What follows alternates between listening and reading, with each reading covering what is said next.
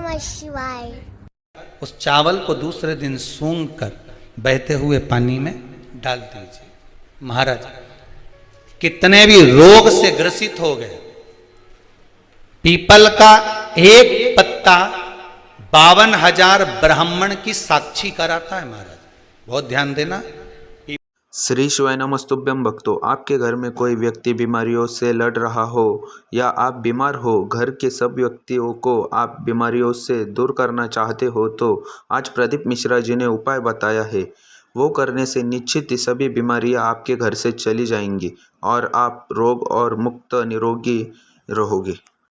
इस वीडियो में प्रदीप मिश्रा जी ने रोग मुक्ति के लिए चावल का उपाय बताया है और ये उपाय अतिशय लाभदायक और कारगर है। तो चलिए आज की कथा को उनके पावन मुख से ही सुनते हैं। बताइए कि कई लोग कहते हैं कि कई तुम जहां जहां जाते हो ना, ऐसे जिनके शरीर में ऐसे ऐसे लोग घूमते हैं और घूमने के बाद कहते हैं कि तेरी कुल देवी तुझसे रूठ गई। कहते हैं ना, तेरे से तेरा ये देवता रूठ गया, वो देवता रूठ गया, परमात्मा रूठ गए। तो आप कैसे पहचानोगे कि भगवान आपसे रूठ गया? आप कैसे जान सकते हो कि भगवान आपसे रूठ गया? हमने देवी जी को धोख नहीं लगाई तो देवी जी नाराज हो गई, हमने पिताजी को धोख नहीं लगाई तो पिताजी नाराज हो गए, हमने वो देवता पे ये नहीं करा तो वो नाराज हो गए। आपको कैसे मालूम पड़ेगा कि देवता नाराज होते हैं? देवता नाराज होते हैं। याद रखना, संसार में देवता अगर नाराज होते हैं तो कभी किसी का अहित नहीं करते। बहुत ध्यान देना इस बात पर, कभी अहित नहीं करेंगे देवता अगर नाराज होंगे। देवता नाराज होते हैं तो किसी का भोजन पानी बंद नहीं कर देते। देवता नाराज होते हैं तो किसी का खाना पीना बंद नहीं करवा देते। देवता अगर नाराज हुए हैं और आपको मालूम करना है कि देवता मुझसे नाराज हैं, तो कैसे मालूम करोगे? तो केवल एक काम करिएगा, अगर देवता नाराज होते हैं तो सबसे पहले आपकी पूजन पाठ छुड़वा देते हैं। क्या छुड़वाएंगे?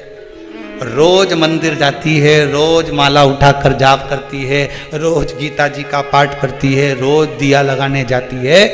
4 दिन 5 दिन 6 दिन 10 दिन अगर आप दिया लगाने नहीं गए, मंदिर नहीं गए, पूजन नहीं करी, तो समझ लेना कि देवता मुझसे नाराज हैं, इसलिए मेरा मुंह नहीं देखना, मुझसे नाराज।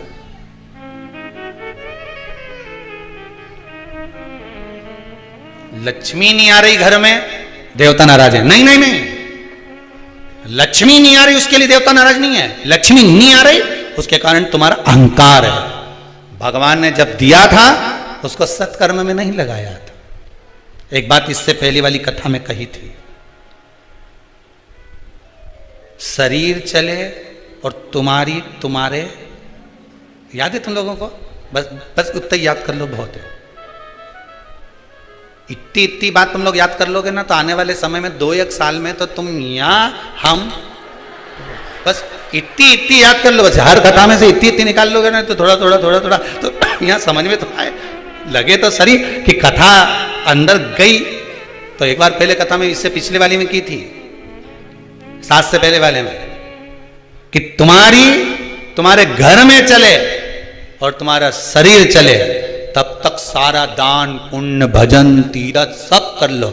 और क्योंकि तुम्हारी घर में चलेगी तभी तुम दान कर सकोगे, सत्कर्म कर सकोगे, भजन कर सकोगे, शरीर सही होगा तो तीरथ कर सकोगे। अब शरीर ही साथ नहीं दे और घर में तुम्हारी नहीं चले तो कोई तीरथ होए कि दान होए? कैसे भजन कर? कुछ नहीं करना, पीपल का एक पत्ता, उस पत्ते पर थोड़ा सा चावल, थोड़ा सा चावल, पूर्णिमा की रात्रि को अपने हाथ में लेकर, अपने नयनों से लगाकर, शरीर पर से स्वयं उतारकर उसको दरवाजे के पास रख दीजिए। पूर्णिमा की रात्रि को पूर्ण होने पर उस चावल को दूसरे दिन सूंघ कर बहते हुए पानी में डाल दीजिए। महाराज कितने भी रोग से ग्रसित हो गए, पीपल का एक पत्ता 52,000 ब्राह्मण की साक्षी कराता है। महाराज बहुत ध्यान देना, पीपल के वृक्ष में स्वयं नारायण का, मेरे कृष्ण का वास है। स्वयं भगवान गीता के अंतर्गत कहते हैं कि मैं पीपल का वृक्ष हूं। नारायण उसी में, 52,000 ब्राह्मणों का वासा एक पीपल के पत्ते में होता है। और आपको पहले भी कथा में कहा, गाय, ब्राह्मण, बहन, बेटी, ये सब काल का हरण करने वाले हो, काल को हरने वाले हो रोग को मिटाइए। शिव का स्मरण करो। कई माताएं कहती हैं, गुरुदेव हमारे यहां पर शंकर भगवान का शिवलिंग नहीं है, तो क्या हम बाजार से ले आए? और हमारे यहां पर शिवलिंग है तो वो बड़ा है, तो क्या हम उसको पीपल के पेड़ के नीचे छोड़ आए? नहीं। शिवलिंग है तो पूजन करो, नहीं है तो भगवान का जब स्नान कराओ, ठाकुर जी का कराओ, देवी जी का कराओ, जो तुम्हारे घर में भगवान है उनका जब पूजन कराओ, तो पूजन कराने के बाद में जब उनका स्नान कराओ, स्नान कराते समय थोड़ा सा भाव यही प्रकट कर लेना कि हम शंकर विश्वनाथ को, महाकाल राजा को, सोमनाथ को, मल्लिकार्जुन को, भीमाशंकर को, त्र्यंबकनाथ को हम जल चढ़ा रहे हैं। तो ठीक है, नी है तो देवताओं को बढ़ाने की जरूरत नहीं है। कारण क्या है? तुम तो कर लोगी सेवा, तुमसे तो सज जाएगी, पर आने वाली पीढ़ी करेगी क्या? घर में सेवा उतनी ही करना, उतनी ही रखना जितनी तुमसे बन रही हो। तुम्हारे जाने के बाद घर के बहू बेटा भगवान को डलिया में भर के वृंदावन छोड़िया, ऐसा काम मत करना। जितनी बने उतनी छोटे रूप में सेवा करोगे तो पीढ़ी दर पीढ़ी चलती रहेगी। ज्यादा सेवा को बढ़ा दिया, छूना नहीं, नहा के आओ, कपड़े बदल के आओ, ये कर आओ, जाओ जरा। जितना तुम पूजन को, सेवा को, भजन को, कीर्तन को जितना हवा बनाओगे, जितना डराओगे लोगों को, वो उतने डरेंगे, उतने डरेंगे। सेवा को, भजन को, पूजन को कभी डराने का केंद्र मत बनाओ। ये तो भगवान की मस्ती का आनंद, सुख है। लोटा भर के पानी भी अगर चढ़ा रहे हो, शंकर जी के मंदिर में जाकर जल चढ़ा रहे हो, थोड़ी गलती हो गई, भगवान से कह देना तुम ही ने सिखाया है, हो गई तो हो गई, आप ही ने तो सिखाया, नहीं जानते थे। अब धीरे धीरे धीरे धीरे लोगों को शिव महापुराण सुनते सुनते मालूम पड़ रहा है कि शंकर की कैसे पूजन करना चाहिए, बेलपत्री कैसे चढ़ाना चाहिए, जल कैसे चढ़ाना चाहिए, धतूरा कैसे चढ़ाना चाहिए, चंदन कैसे चढ़ाना चाहिए, काली तिल कैसे चढ़ाना चाहिए। ये लोगों को ध्यान में अब आ रहा है धीरे धीरे। पहले नहीं मालूम था तो हो गई, गलती हो गई, स्वीकार, हमने गलती करी। शिव पुराण कह रही है, भगवान शंकर की कथा कर रही है। चंद्रदेव ने भगवान शंकर की आराधना करी, बालू रेत का शिवलिंग का निर्माण कराया महाराज जी। शिव महापुराण की कथा में आता है, देवराज नाम का ब्राह्मण जो गलत कर्म करता था, चोरी करता था, शरीर में ताप पड़ने के बाद में जब वो शंकर के मंदिर में जाकर कथा सुना और थोड़ी सी कथा सुनकर बाहर निकला, तो उसको केवल कथा का एक तत्व उसके जीवन में उतर गया था, अंश मात्र उसके जीवन में उतर गया था, उसको परमात्मा मिल गया था, अंश मात्र। बिंदुक की धर्मपत्नी चंचुला देवी बार बार कथा में आया, पार्वती जी ने उससे शिव महापुराण की कथा करवाई। क्या करती थी वो चंचुला? काशी में जाकर उसने करा क्या था? पति के जाने के बाद बिंदुक जो पानी में डूबकर मर गया, प्रेत योनि में चला गया। पहले भी कथा में कहा, पानी में डूबकर मरा हुआ व्यक्ति, सर्प के डसे से मरा हुआ व्यक्ति और स्त्री के हाथ से या स्त्री के चक्कर में मरा हुआ व्यक्ति ना तो देव योनि में जाता है, ना तो बैकुंठ जाता है, ना नरक जाता है। वो तो बीच का प्रेत बनकर भटकता रहता है, उसकी गति नहीं होती, उसका मोक्ष नहीं होता।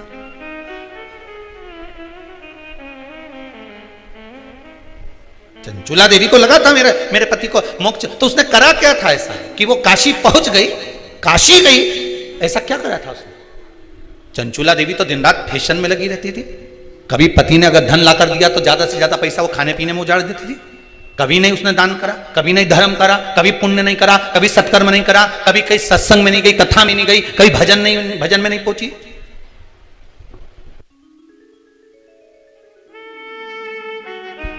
फिर उसने करा क्या था?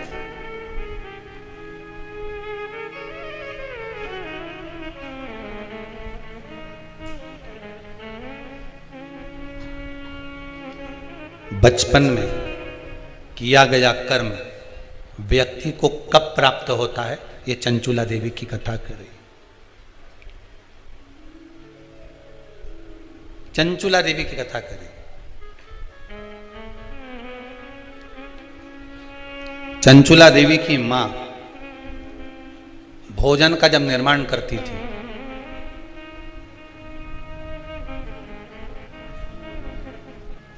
ध्यान दीजिएगा जरा, बहुत सुंदर संवाद है। शायद आप भी अपने बच्चों को इस चीज के लिए डांटते होंगे, शायद।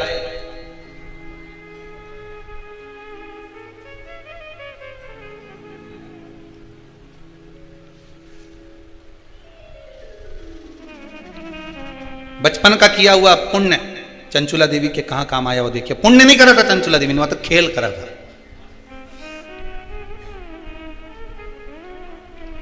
किस जगह पर काम आया? चंचुला देवी 6 वर्ष की कन्या थी। बिंदुक ब्राह्मण है, चंचुला देवी भी ब्राह्मणी थी। ब्राह्मण के घर में जन्म लिया है चंचुला देवी। मां जब चंचुला को पास में बिठा लेती थी भोजन कराते समय, तो आटे की लोई को, लोई आटा जो उसना हुआ रहता उसको तोड़ लेती थी चंचुला। 6 वर्ष की चंचुला उसको तोड़कर गोल बनाकर चपटा करती थी। दूसरी लोई को घुमा घुमा कर जो माँ शंकर जी के मंदिर में शंकर जी को जल चढ़ाने जाती थी, उस लोई को वैसा रख कर गोल बनाकर पिंडी बनाकर उस आटे का पिंडी बनाती थी। और माँ से कहती थी, माँ देखो तुम जिस मंदिर में शंकर जी को पानी चढ़ाने जाती हो ना, मैंने वो शंकर जी बना है। ये 6 साल की चंचुला, ये बच्चे आपके भी करते होंगे। जब माँ पापड़ बेलती, माँ जब पापड़ बनाती है ना, तो छोटी छोटी लोई बच्चे छोटे छोटे से, हम भी बनाएंगे हम भी बनाएंगे। और छोटा सा बच्चा लोई लेकर बैठ गया, घुमा रहा है, चिड़िया बना रहा है, तोड़ रहा है, फोड़ रहा है। चंचुला देवी ने भी ये करा। कई लोगों ने पूछा, गुरुदेव चंचुला का पति इतना पापी था, बेकार कर्म करता था, चंचुला कभी भजन नहीं करी, दान नहीं करी, पुण्य नहीं करी, सत्कर्म नहीं करी, कभी उसने अच्छा काम नहीं करा, फिर काशी कैसे पहुंच गई?